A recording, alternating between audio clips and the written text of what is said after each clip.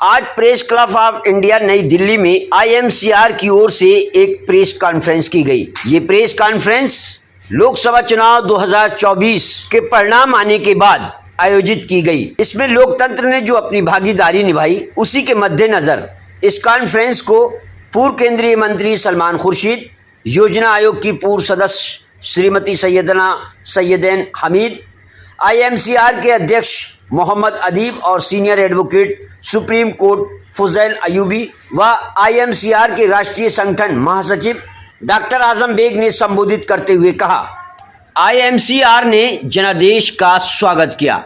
भारतीय मतदाताओं ने नफरत को नकारने और संविधान और लोकतंत्र के प्रति अपने अटूट समर्थन को साबित कर दिया है। 2024 के लोकसभा के नतीजे मुस्लिम मतदाताओं के लिए एक बड़ा पल हैं। मतदाताओं की जागरूकता, एकजुटता ने भारत को मोदी लहर को खत्म करने में मदद की। Indian Muslim for civil rights IMCR 2024 के लोकसभा चुनाव में इंडिया गठबंधन की उल्लेखनीय जीत के लिए सभी नेताओं को हार्दिक बधाई देता है। आईएमसीआर का दृढ़ विश्वास है कि यह महत्वपूर्ण उपलब्धि यूपी के लड़के के जोश राहुल गांधी, प्रियंका गांधी और सोनिया गांधी, मल्लिकार्जुन खड़गे, लालू प्रसाद यादव, शरद पवार, एमके स्टालिन, उद्धव, बाला साहेब ठाकरे और अरविंद केजरीवाल जैसे नेता की राजनीतिक सूझबूझ के बिना हासिल नहीं हो सकती थी। साथ ही यह भी कहने की ज़रूरत है कि आम मतदाता का लोकतंत्र में विश्वास और संविधान को बचाने की उनकी आकांक्षाएं कम नहीं हुई हैं। इस चुनाव ने आम मतदाता की संविधान और भारतीय लोकतंत्र में विश्वास की पुष्टि की है।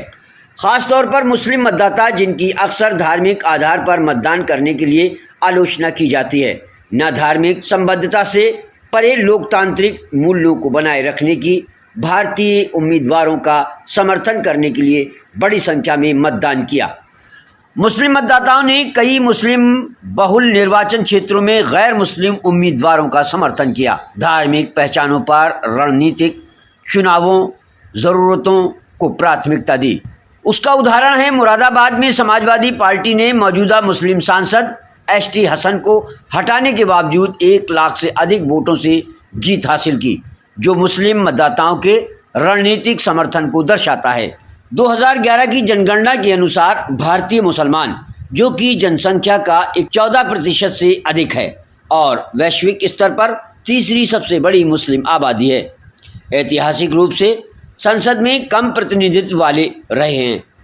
अनुपातिक रूप से संसद में लगभग 75 मुस्लिम सांसद होने चाहिए थे, जबकि पिछले 6 चुनाव में मुस्लिम सांसदों की संख्या 29 1998, 32 1999, 36 2004, 30 2009, 23 2014 और 25 2019 रही है, जो वर्तमान चुनाव में घटकर 24 रह गई है।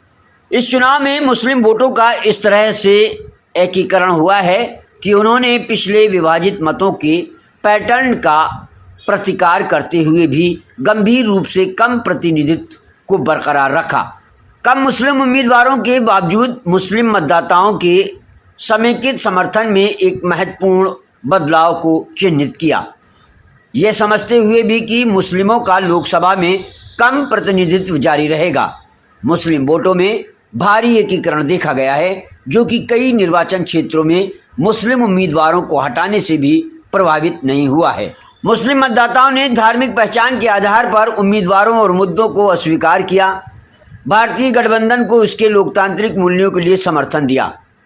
उन्होंने धार्मिक विचारों पर संविधान और लोकतंत्र को बचाने की प्राथमिकता दी। भेदभावपूर्ण टिप्पणियां और नीतियों का सामना करने के बावजूद मुस्लिम मतदाता संविधान और भारतीय लोकतंत्र का समर्थन करने पर केंद्रित रहे। उन्होंने उकसावे को नज़रअंदाज किया और भारत और उसकी लोकतांत्रिक विरासत के विचार को बनाए रखने के लिए सामूहिक रूप से मतदान किया। नागरिकता संशोधन अधिनियम, उत्तराखंड में समान नागरिक संहिता और कर्नाटक में हिजाब मुद्दे जैसी घटनाओं ने मुस्लिम मतदाताओं के बीच राजनीतिक जागरूकता बढ़ाई है। भविष्य के चुनाव में भी मतदाताओं की भागीदारी और लोकतांत्रिक प्रक्रियाओं में विश्वास में वृद्धि जारी रहेगी। मुस्लिम मतदाता अधिक जागरूक और शिक्षित हो गए हैं। भारत ने एग्जिट पोल में सभी अटकलों को गलत साबित कर दिया। एग्जिट पोल ने भाजपा के नेतृत्व वाले राष्ट्रीय जनतांत्रिक गठबंधन एनडीए के लिए 350 सीटों टाइम्स नाउ से लेकर 415 सीटों न्यूज़ 24 तक की महत्वपूर्ण बढ़त की भविष्यवाणी की थी। इंडिया गठबंधन पार्टियों के लिए पूर्वानुमान बहुत कम थे। अनुमान 96 सीटों टुडेज चाणक्य से लेकर के 182 से अधिक सीटों एबीपीसी वोटर तक थे। अंतिम चुनाव परिणाम इस पूर्वानुमानों से काफ़ी अलग रहे, जिससे भारत गठबंधन की सफलता प्रदर्शित हुई और प्रशांत किशोर सहित कई राजनीतिक विश्लेषकों को गलत साबित कर दिया। इंडिया अलायंस ने न केवल एनडीए के खिलाफ एकजुट विपक्ष स्थापित करने में सक्षम रहा है, बल्कि भाजपा को अकेले बहुमत प्राप्त करने से भी रोकने में सफल रहा है। भाजपा के लिए 370 सीटों का बहुप्रचारित लक्ष्य तो दूर की बात है। आपको ये जानकर खुशी होगी कि इलेक्शन के इस दौरान भी मुख्तलिफ रियासतों में हमने बहुत पॉजिटिव कन्विंसिंग की, जिसका रिजल्ट आप देख सकते हैं। बहुत सारी कोशिशें सबने की हैं, हम उसका एक हिस्सा है। मोहतरम खुशैर अली साहब ने जैसा कहा है, इसकी मिसालें मुल्क के मुख्तलिफ मकामात पर दी जा सकती हैं। इस वक्त चूंकि अब सरकार बनने का मौका है और वो लोग जो इस मुल्क को सबके साथ, सबके विकास, सबके विश्वास से चलाना चाहते हैं, उन्होंने हैवानियत की सारी हदें पार कर दी। जिस तरह कन्विंसिंग की गई और जो जुमले बोले गए, उनसे कितने लोगों के दिल दुखे होंगे, कितनी आहें उठी होंगी, कितनी तकलीफें हुई होंगी, उसका अंदाजा तो वही लोग समझ सकते हैं जिनके दिल को चोट लगी।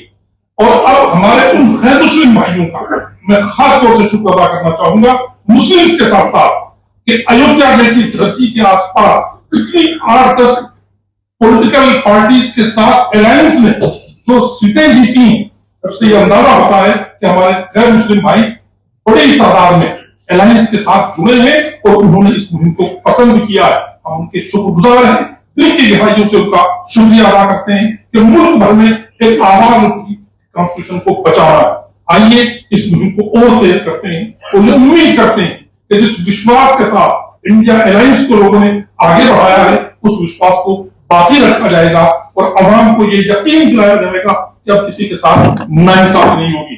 अब इस आवाज को मजबूती